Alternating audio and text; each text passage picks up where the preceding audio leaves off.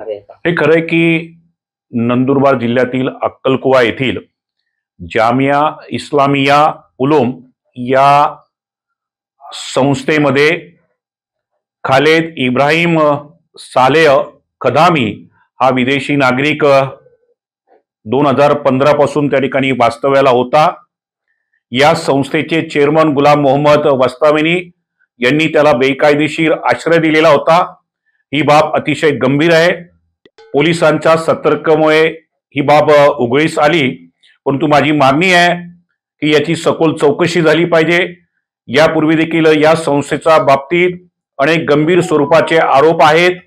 एक विदेशी नागरिक त्या ठिकाणी राहतोय, त्याला आधार कार्ड मिळतोय, त्याला रेशन कार्ड मिळतोय, त्याला पॅन कार्ड मिळतोय, ते देखील बेकायदेशीर मिळतंय।